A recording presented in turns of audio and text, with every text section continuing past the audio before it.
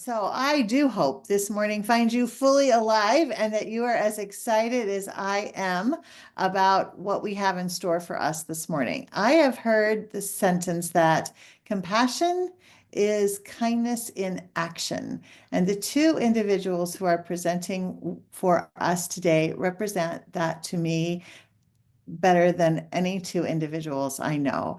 Alison Smith is the founder and the principal at the Thrive Designer in Chandler, Arizona, a certified coach who shares her unique blend of warmth and wisdom with many.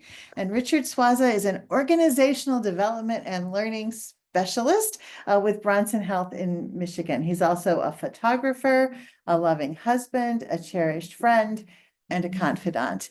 And as we just mentioned, both are Water Center advanced facilitator graduates from different cohorts. So again, this is kind of the magic that happens when these incredibly talented individuals meet and connect and come together and produce this work.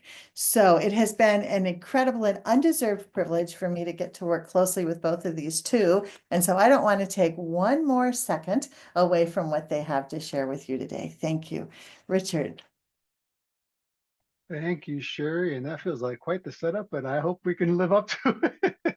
I appreciate it. Yeah. Welcome to Fully Alive. I was just talking earlier about how we woke up this morning to a low-key ice storm here in Michigan. And, things like low-key ice storms get people scared. And I wake up and I'm like, ooh, how do you have fun in this? And so, like, today's a great day to practice being fully alive. This is a picture of one of my daughters at Lake Michigan on a summer day, summer evening, just soaking up the beauty, just an expression of full aliveness. And Allison and I are looking forward to engaging and inviting you into some conversations about fully alive and well-being. So start off with just a quote from Daniel Kim, who's written so much in the world of systems thinking. Having to know the answers puts us in a terrible place from which to learn, right? So here, the only answers that matter are your answers. The only thing that matters is what's true for you. There are no quote, quote, right answers and textbook answers. We will ask no questions that bring you there, but your head and your heart and your body will speak to you and your spirit. And so how do you listen to that? Our hope is that before we're done, we'll have looked at stock. We'll be using the concept of stock flow mapping. So looking at stock as it relates to well-being. We'll be looking at a multidimensional model of well-being. I used to teach holistic health courses at the university here. So looking at the model that we use there, we'll gain some insights. You will have a chance to gain some insights on at least one dimension of well-being, whichever one you'd like to play with today. And then we'll close us out by bringing insight into action. And Allison's going to close us out with really connecting how do you take the awarenesses and the insights that you had and turn them into, find the leverage points and turn them into something that makes a difference. So that's what we'll be doing during our time. And Allison's actually going to take us from here and kind of start off with some work that you had done at a previous open studio. Yes, I actually wanted to see by a show of thumbs up emojis who happened to be at the open studio we did. I want to say it was a year and a half ago now. Maybe it was just a year ago. Time flies, and who knows how long it was actually ago. But the open studio we did about resilience and well-being. If you were there, we used the iceberg model that you see on the screen. And hopefully we are all familiar with this lovely version that the Water Center has put together. We used the iceberg model to take a look at what's beneath the surface of well-being.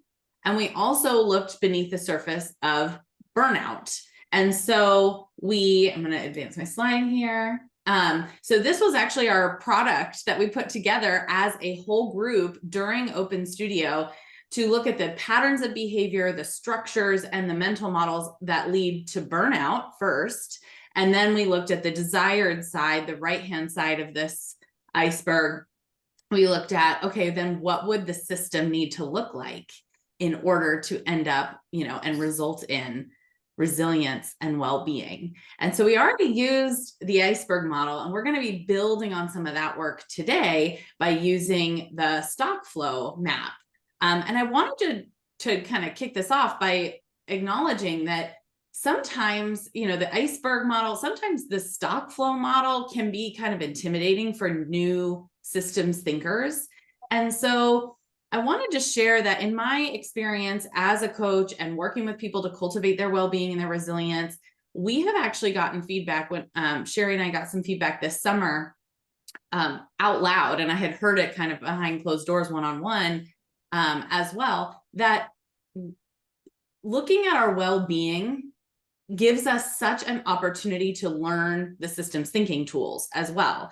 And I was thinking about it, like, we are experts in our well-being, we're learning and all that, but we're the one who knows our well-being the best. And so it's such a good subject to actually build our systems thinking prowess and to be able to practice with some of these tools. I was thinking about, as a former English language teacher, they would say, like, you can't really learn a computer class or a coding class if you don't know how to code in a different language. So like trying to learn a computer coding class in Japanese, for me, I would be lost. So I need to know either how to code so I can learn Japanese, or I need to know Japanese so I can learn how to code, right? Like I need to know one or the other in order to map my knowledge into the new subject. And so I think about well-being and systems thinking, developing our systems thinking capacity as actually kind of a good opportunity, because we know our well-being so well, to build our systems thinking capacity. So I hope that you, and Richard and I both hope that you both get something personally out of our talk today about your own well-being and how to cultivate it. And I hope you also see how you can use this subject to help others in your orbit develop their systems thinking capacity. So without further ado, I will turn it back to Richard. Yeah, Allison, I want to build on a couple things. Actually, if we could go back to that, I'm going to go back to the slide real quick. There we go. First of all, so my cohort just finished in December, and stock flow mapping was one of those tools that I was having a hard time getting my head around. And to really elevate what you just said, Allison, it was when I decided to play with it in the context of my own well-being that, boom, it just became natural. It just became easy. And so for me, this is fun because it was like a huge learning moment for me. And the insights, in fact, I'll be sharing some today that stood out for me in that really elevated my own understanding of one aspect of my well-being. I wanted to come back to the slide on the bottom left corner under current. The very first line under current says hustle culture. And we live in such a culture of nonstop and get stuff done. And often the other S word shows up instead of stuff. And like, if we can just slow down, you can't understand your well-being if you don't slow down. So my hope for us, our hope for us, is that we slow down a little bit, we get a little reflective, we have a little fun with things like this. Here's a friend of mine, Danica Hohen, on a ropes course probably 25 years ago, just having a beautiful smile on her face and playing. And this quote from Brother David Steindl-Rast, a Benedictine monk, that says, if you have not died, the fact that you have not died, it's not sufficient proof that you are fully alive.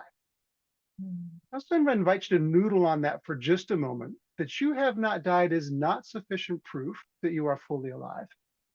And I'm curious, either in the chat or by unmuting and sharing your voice, because your voice is a beautiful expression of you, what stands out for you? What does that speak to you?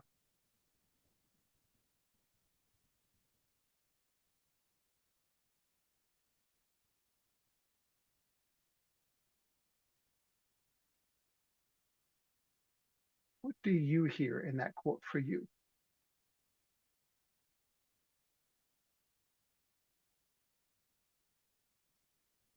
Yeah, thank you, Liz. Just going through the motions is not truly living, right? It's just going through the motions. There's so much more to life than we think. Yes, absolutely, Pradnya. There's so much more than we think and sometimes allow ourselves to think, right? Fully alive to me means something more than just surviving, right? But truly thriving. Absolutely. The idea of being on autopilot and how easily we go there, like that, like sometimes we just have to because there's so much come at us. There's a gap in how I'm living. We're not living life to its fullest. Absolutely. Sometimes I wonder, is it possible for us as humans to live life truly to its fullest? But we can always nudge in that direction. Surviving isn't thriving. Make every day and every moment matter. Yep. What did I hear? I heard somebody say something like, oh, maybe it was you, Sherry, be of benefit, something along those lines, right? Like, how do I make every moment a moment of benefit? Fully alive means asking the next best question. Oh, I love that. As a question person, I love that. It means asking the next best question, allowing time for that question to surface, and then I once heard it said that the best questions are the ones that never fully answer themselves. So do I just allow the questions to keep answering itself? Beautiful thoughts, beautiful thoughts. Let's just practice a little bit of fully aliveness with our time together. So, when we think of well-being, there's lots of ways to play with it, and there's lots of different, models and whatnot. Before we get to those, I'm just curious, 3 pictures. What connections do you see in this picture to well-being? What are some things in this picture to you that speak to well-being? Nature, absolutely. Time outdoors, healing time in nature, peace, time with others, being present, so many things, space, that feeling of awe, absolutely. Slowing down, again, being in nature, solitude, mindful.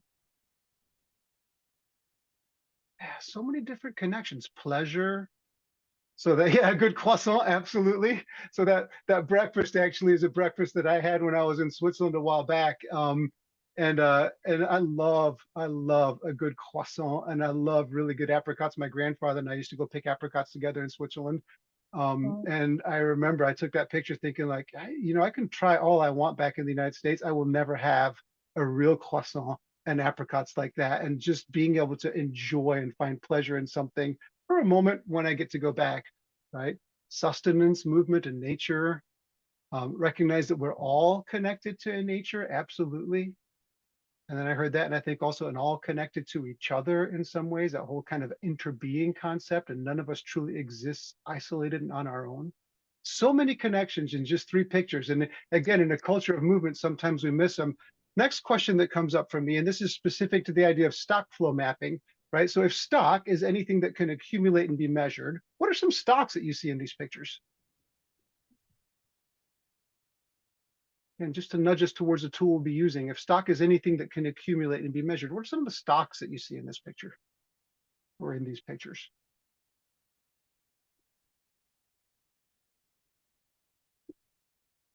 Weather, yep, absolutely. Can I accumulate time in the sun or in the fresh air? How much time am I spending out there? The trees, yep. Food, steps.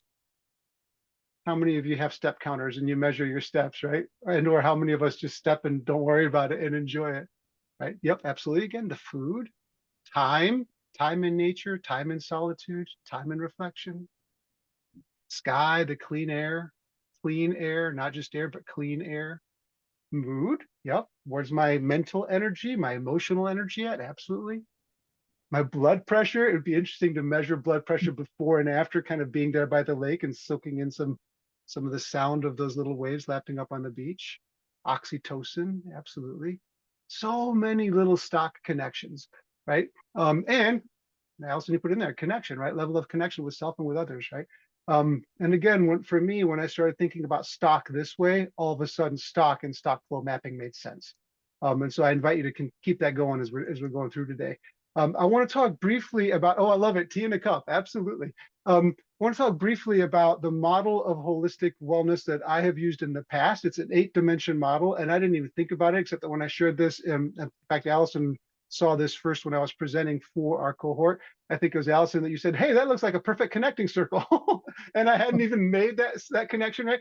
But the complexity of our well-being and the interconnectedness of every single bit of our well-being is so worth noting. And it's why, for me, it's such a perfect system to bring into exploring with systems thinking. We'll go through all of the 8 dimensions in a minute.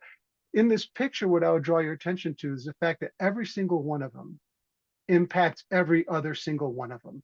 There's no world I live in, there's no moment I'm aware of where my social well-being doesn't somehow connect with all of the other dimensions, or my mental well-being doesn't somehow connect with all the other dimensions.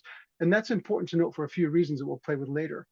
The other thing, when I look at that continuum on the bottom, that's really important for me is the notion that there's no steady state with well-being.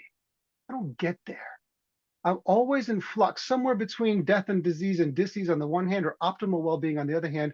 And the question isn't, am I good? The question is, where am I? And where would I like to be? And would I like to be somewhere different than I am now? And if so, what might I do to get there? And it's such a different way of thinking about well-being, certainly than in the westernized world, where we talk about, am I sick or not? And so for me, that notion of Thinking of these 8 different dimensions potentially as stock, and then thinking about what's going on with them and where am I is very helpful when it comes to well-being. And so real quick, and I'm going to put this, actually, it's in the chat. I don't know, Sherry, if we can kind of redrop it in the chat for folks at this point. Go through all of the dimensions, the definitions. I'm going to pop them all up real quick, just so we're on the same page. And it's not even necessary we're on the same page, but it might help in conversation later. Right, so financial well-being isn't about how wealthy or not I am, but it's about, do I have a sense of peace or ease about my financials? Am I willing to look at them? Am I able to manage them? Do I have enough for the necessities and maybe a bit more to do something that fulfills me or that's meaningful? Emotional isn't about being happy all the time. That doesn't happen, and it's one of those other huge cultural norms that's hurtful. But am I aware? Do I just know what my emotions are doing, and I'm able to nudge my emotions in a direction that I would like? Spiritual wellness, and different cultures have, there's much more proficiency in talking about spirituality, and in some places we get stuck with the battle between spiritual and religious. So for me, spirituality is simply being connected to something bigger than myself, right? It might be a sense of purpose, it might be the universe, it might be meaning, but what do I feel connected to beyond my own self, or as one of my favorite authors says, beyond my own ego? Mental wellness simply is a matter of being able to understand and process my thoughts and data that I need to make decisions that are important personally and professionally. Occupational, having some kind of work or volunteer or something that I do that is safe on the one hand, but also fulfilling and provides for my needs. Environmental connection. Here we're not talking about, am I going out there and fighting for the environment? That might be a part of it, but more importantly, do I have a connection to environment? And that can be outdoors and indoors. Like I have a room in my house that is my absolute favorite room. I spend the first about hour of every day in it, just being, reflecting, praying, connecting. That's environmental well-being, every bit as much as being in one of those outdoor pictures you saw earlier. A physical well-being has nothing to do with how much I exercise. It's got everything to do with, am I able to do with my body the things that I want to do with my body? In fact, some of the cultures that are the healthiest don't have any room for the word exercise. They just do movement, right? Being active. And then my social well-being. Simply, am I able to navigate the relationships that are important to me? That's all. I don't have to be an extrovert, introvert. I just am who I am, but am I able to navigate those relationships? So what I would ask you to do is just pause for a moment. Yeah, thank you for putting that out there, Drew. I think we do a lot of harm when we try to tell people that they have to be quote unquote healthy in their body and look a certain way. You absolutely don't, right? Is it allowing you to do what you want? But as you look at those definitions, I would encourage you, just for the sake of today, to pick one that for now, currently you see as a strength for you, right? It may not be tomorrow, but it might be now. And one that currently today you see as a potential challenge for you. And this is just for you. You don't need to do anything with it. Don't need to drop it in the chat, but just take a moment, look through those and pick one that you see as a strength, one that you see potentially as a challenge.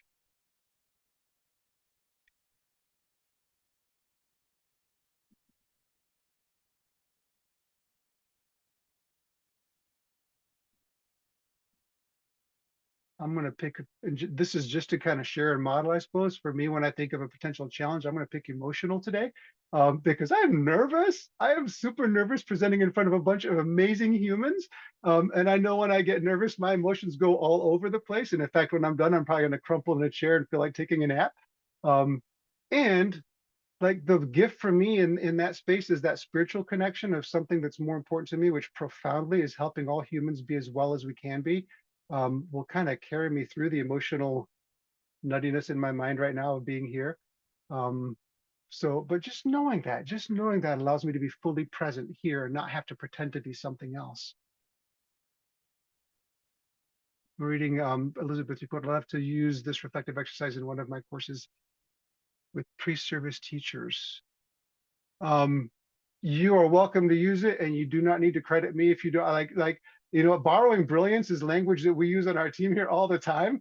And if you credit folks, you credit folks. But in my mind, when you put it out in the universe gets to do with it what it wishes. So all of this is available to all of you as you wish, please. All right. So we talked about questions, and I think John, you had talked about one of the stock or like finding that next question in terms of like being fully alive, right? The way we ask questions is so intimately connected to how we perceive well-being. And again, there's a cultural norms around questions that I really struggle with. Like here in the United States, how many times a day do you either say or hear, "Hey, how you doing?" And then how many times when you say or hear that is it actually meant, right? In the States, it's a question that's used. You might as well just say hello and walk on by, because most often when you ask, you don't want to hang around and hear the answer. And if you want to test somebody, start telling them how you're doing, dot, dot, dot, really.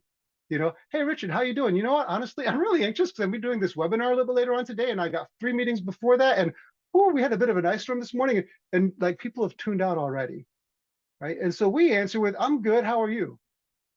And we don't mean it when we say I'm good, because none of us is fully good all the time, right? And so how do I ask questions a little bit differently, right? So instead of eating, am I eating, or asking, am I eating healthy?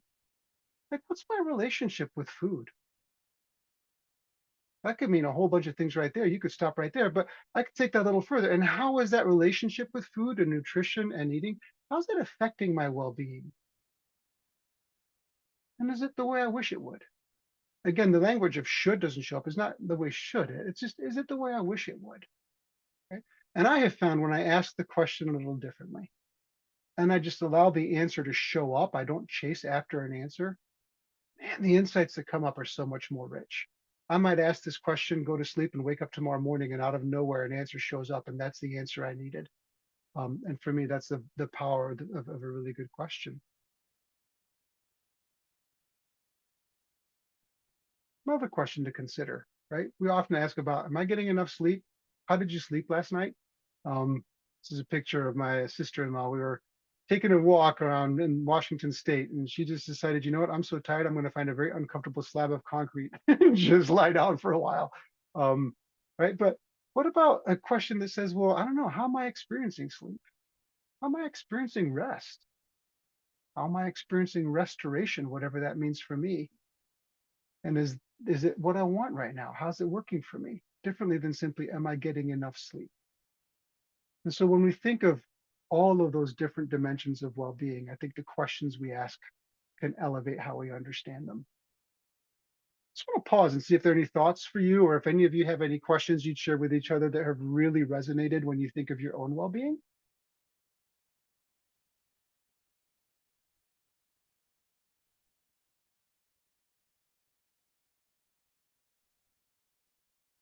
I'll get us started, Richard, because what I love about how you reframed this enough sleep is really when you re-ask, how am I experiencing sleep, rest, and restoration? It's getting at what does enough really mean, right? So you're going deeper to like, how would I even know I'm getting enough? So I really appreciate that reframe. Yeah, language matters, right? And I think that there are a lot of social constructs around so what does the word enough mean? And whose definition of enough are we using? And if I don't pay attention to that, then I just use somebody else's language and definition and try to drop it on myself, right? Yeah, absolutely. I think framing, Elizabeth writes, I think framing is everything. It makes us more open to identifying our needs. Absolutely. Framing the question differently, framing the perspective differently. Kim, I like the open-ended nature of reframed questions. Absolutely. It's not black and white. There's absolutely nothing about our well-being that is just cut and dried in black and white. It is so flexible, which is part of why it's perfect for looking at it from a systems perspective. Pardon, yeah. So the questions, those are reframed, some coming out of compassion. Yes, right? It's about a care for self, not about a fixing. Fixing is so inherently antithetical, I think, to compassion, right? But being with is, in my mind, the best way of being compassionate. Just being with myself. That's a great insight. That's a great awareness. And interestingly enough, not something I had considered when these questions were reframed. Thank you for sharing that gift. Right? I like how the reframe suspends judgment, absolutely, towards curiosity. Yeah. Probably the greatest gift I think to bring into our well-being is just genuine curiosity. Thank you for sharing those insights. That's beautiful. So we're going to pivot away from reflection and to a tool. And some of you are very well versed with this tool, and some of you might be the first time actually seeing it. I just want to catch real quick, Christy, you put in the chat, the first question feels like a shorter time period and the second seems over a longer period of time. Yeah, right, absolutely. The second one's a little bit more enduring. again, when I think of my well-being and that it's constantly in flux, asking more enduring questions is almost always a better approach. So here's a quick look at a stock flow map, right? You've got something we call stock. There's an inflow of stock and an outflow of stock. And then we have these things that influence the inflow. So when certain things are happening, there's more of that stock coming in. And then we have other things. Technically, they're called connectors, but the word things makes it more accessible to all of us. I think that when these things are happening, there's more of an outflow. And so the stock tends to deplete a little bit. And then the level of stock itself tends to influence things as well. So it might influence the things that are causing me to have more or less of that stock. And then it might also influence a completely other kind of stock that I hadn't even thought about. And when I think of the interconnectedness of our well-being, that's really what resonates from here. The way I am in one way is going to influence the way I am in another way. And so a stock flow map for me, if it doesn't connect to other stock flow maps, then I'm, what am I really exploring it as fully as I could? Thank you, John, for putting in that resource for the questions. I'm looking forward to checking that out.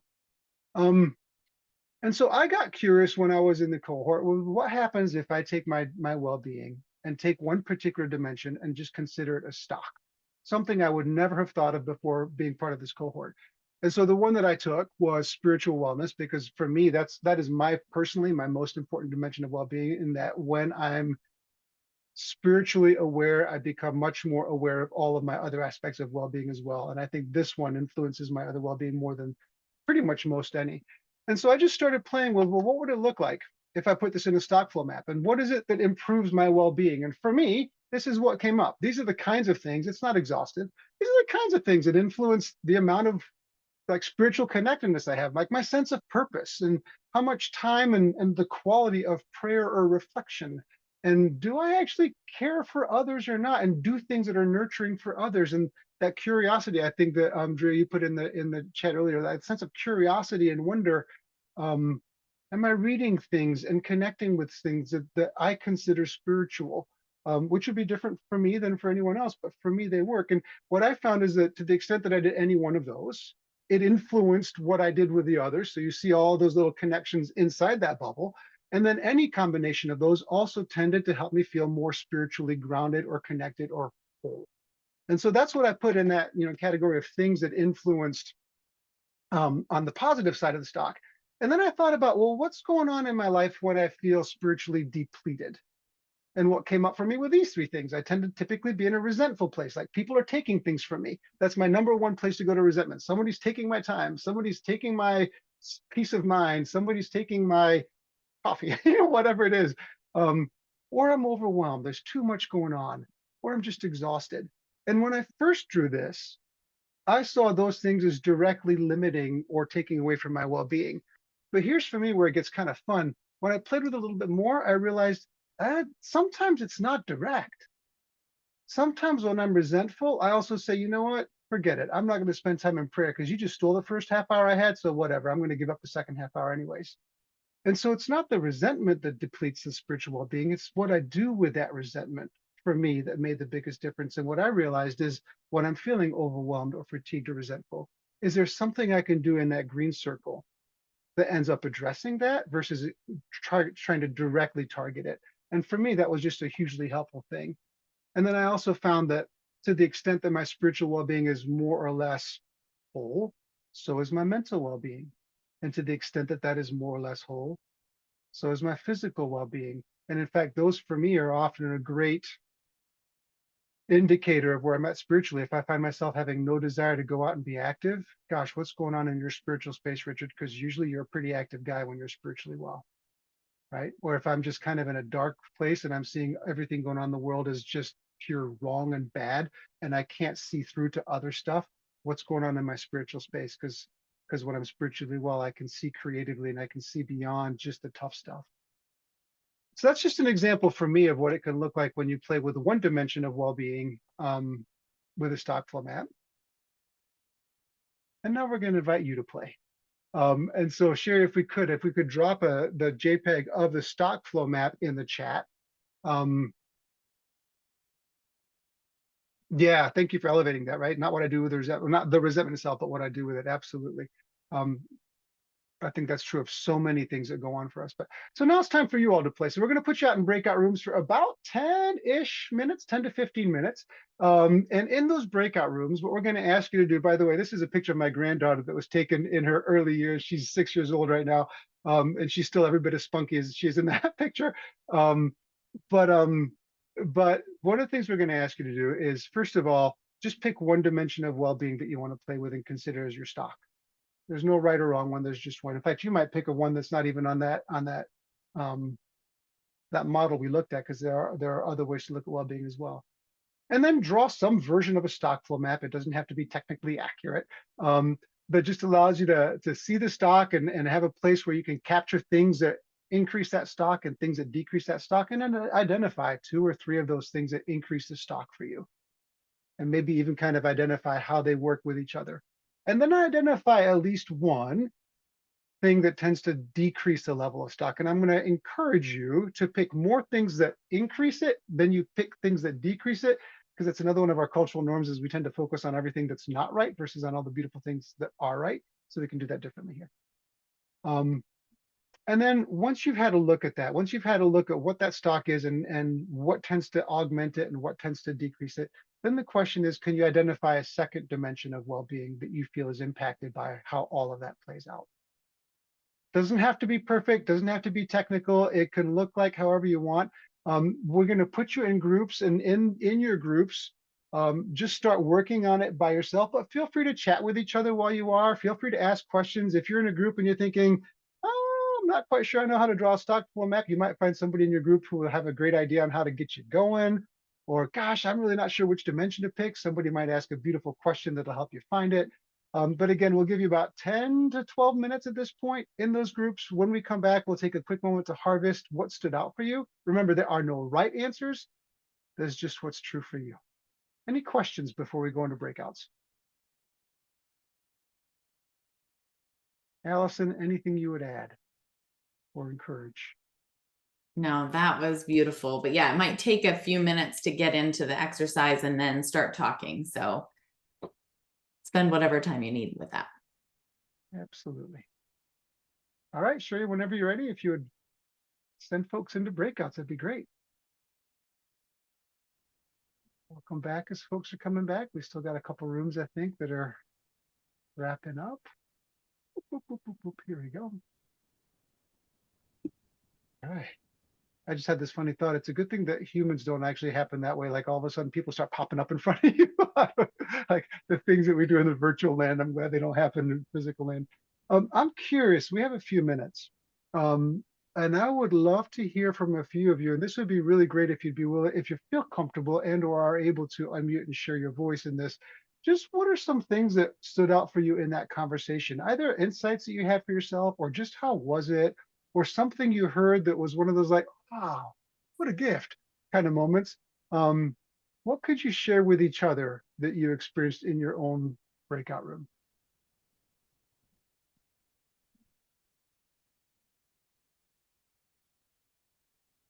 I think, Richard, the fact that Bill and I we didn't actually talk about this very thing, but what I noticed was that for me was the fact of just talking through the way the stock flow represents this particular, for me, with physical well-being was a good way to then be more curious about things that I was trying to explain in the stock flow. It's like, oh, maybe that doesn't belong there. Maybe that belongs over here. If I don't do this, I don't, So I think it adds a layer of kind of reflection on that that I wouldn't normally have. Beautiful. Thank you so much for sharing that. Absolutely. I see Back on strong that. agreement in the chat from Bill. Go ahead, I Mary. would piggyback on that and say that for me, it was really kind of enlightening to see how some of the conductors that I picked fit in multiple categories, and the things that can fuel me are also the things that don't. For example, I chose social, and if I'm productive, it increases my ability to be social. I'm feeling good about myself. I'm, ready and willing to go out there and do other things after work. But that also, if I'm too social, it can also detract from my productivity as well. So I think for me, it was really interesting to see the interconnectedness of all of it. Yeah. Speaks to the complexity of well-being, right? Everything influences everything when it comes to our well-being. Thank you for sharing that. Anyone else? Any other thoughts? Any other insights? Any of you struggle to go there and care to share that? Like the struggle that you had going there? Go ahead, Pradnya. Yeah. So, yeah, the time was limited, but then I was trying to, because I chose emotional well-being, and and actually it was very hard because it's all interlinked, the emotional well-being is linked to the social, and it's linked to my spiritual journey and everything. So, everything is linked, but to at least, it's all in my mind, but to divide it into how it is improving and how it is worsening, it's nice. Like, I have written in worsening, if I'm watching too much of screen time, then my emotional well-being worsen. So, and I don't get time for, the qualitative time which I have to spend to improve my emotional well-being. But that actually is linked to my spiritual well-being, because if I am in solitude, then I am actually able to do all those things, to spend quality time and then to be social and to be physically active. So it was a quite good exercise, I think. Yeah, thanks. Yeah. Yeah. Yeah, I appreciate that connection. Like, again, how interconnected they all are. And I also want to elevate what you said about the time, right? Like, it's interesting that we're talking about a cultural norm about we're too busy, we don't have time. And we said, hey, 10 minutes, go. And my genuine hope is that for any of you that found value in starting to explore, that you keep playing with this. I have found that for me, there's not a day that goes by that where in somehow, some way, I'm not paying attention to my well-being through some kind of lens like this. And that's the gift, is when it becomes just what we're doing. Megan, I see your hand up.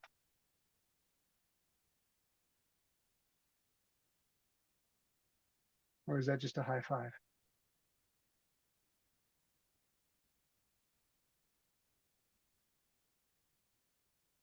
All right, any other insights, any other thoughts?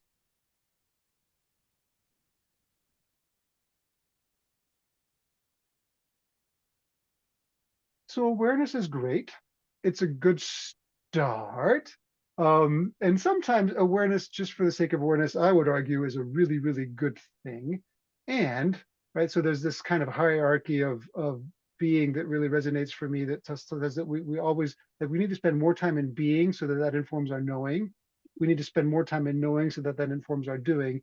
And sometimes if we don't get to doing, we miss opportunities. And so Alison, I'm going to turn it over to you, because you're going to kind of take us into that next step, those next levels of the being, knowing, doing process. Absolutely. Well, first, I just want to say out loud publicly what I'm sure many of us are feeling, which is just what a gift you have given us, Richard, to hear how you think about this and then be able to tap into that. You just have a way of phrasing things and a way of being that is extremely wonderful for all of us to receive. So thank you so much for all of that. I know that Richard used the word playtime here very intentionally, because it was meant to be generative and fun and creative. And now as a coach, I love to get those insights with my clients. And then I'm always asking, so what are we going to do with that? How do you want to take that forward?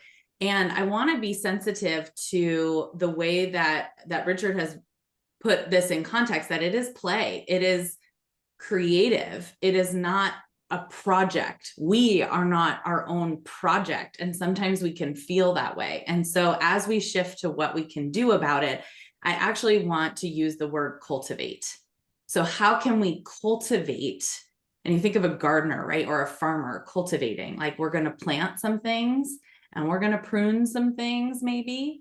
But that sense of cultivation is also a creative endeavor and can also be very generative and life-giving. And that's the space we want to be in as we shift to what are we going to do with this? And how can we move this forward for ourselves in a way that feels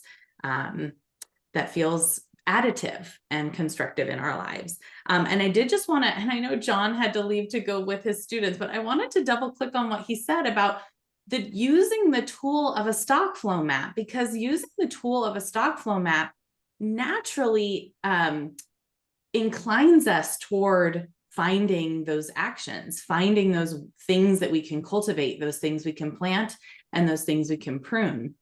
And so I'm so glad, I mean, using some of the other models are really good too, or the other tools, but there's something specific about using a stock flow map that I think is really helpful in making this shift to what can we do and how can we cultivate this. So I'm going to go ahead and switch off of your sweet granddaughter's face, but to this. And actually, I don't need all of those.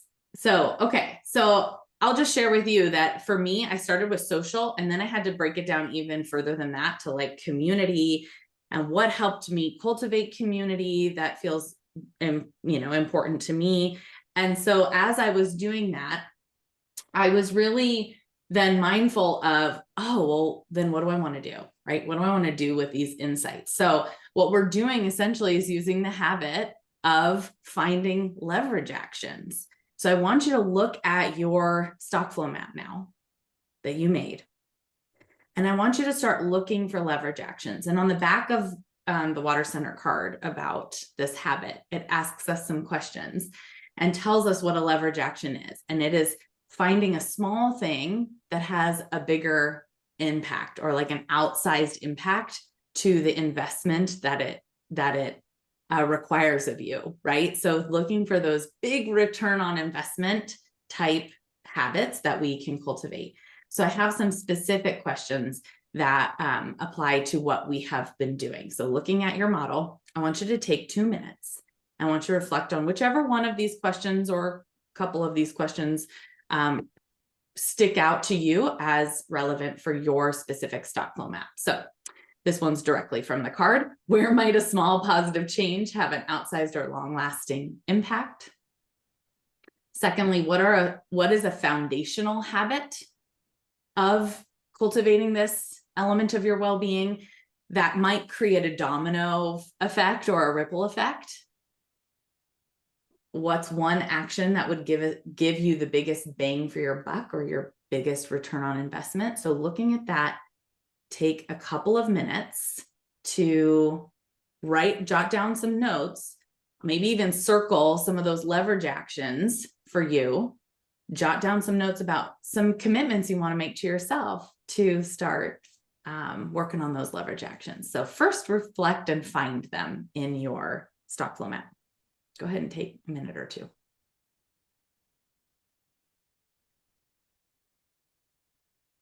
As you're doing that, I'll share a couple of mine. One of mine for cultivating community, that one of my detractors was overwhelm. That when I feel overwhelmed, I reach out less to people. And so I wrote down a question for myself. Well, how can I avoid that? How can I help myself avoid overwhelm as a way of then impacting my sense of community? But my biggest one on the other side was the time and energy that I need. So it made me actually come up with 2 questions. One, how can I carve out more time and energy for this? And how can I avoid my own overwhelm? And those are going to direct me to some more concrete, small action steps that I'm going to probably need to think about some more. So what are some things coming up for you? Let's pop them in the chat or ask questions. If you have a question to help yourself, take this down to a manageable piece, a manageable step. What were some of your leverage actions that you even identified?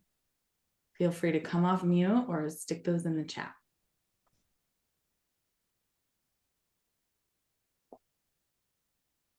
The way I ask questions. Thank you, Richard. That's a big leverage point.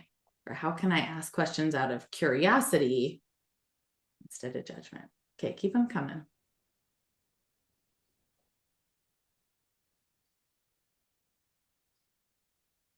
All right, well, while you write those in, just because I'm looking at the time, I'm going to keep going.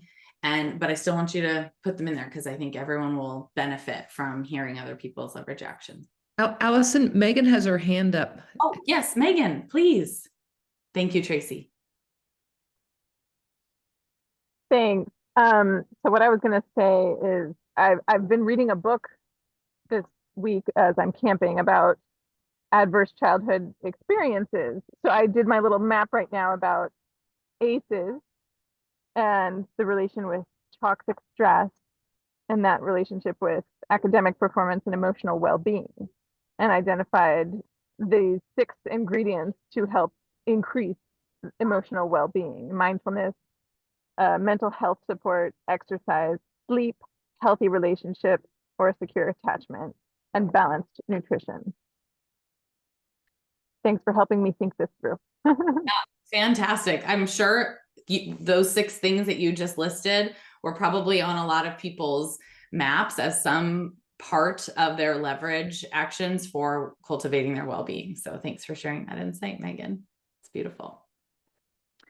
Okay, so as a coach, I always think about the gap between where I am now, or because I think of this as a person too, and where my clients are. Where are you now and where you want to be, right? After the change you want to make, right? So there's a gap between where you are now and where you want to be with this leverage point, right? There may be a gap for you in that leverage point. Or maybe you're like, no, I'm actually doing really good at it. It's just about cultivating, maintaining it. That's fine too.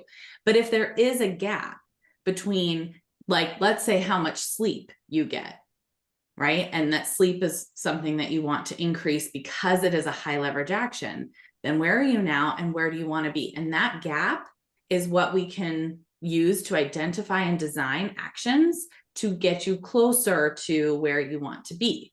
So I want you to think about that gap. And actually, I wanted to bring it back to our last open studio. We used the iceberg model, and we looked at the current, which was our state of burnout, to the desired, which was our state of well-being. So you could even look at the leverage action that you've picked and say, what's my current, and look at the system that's creating that, and what's my desired.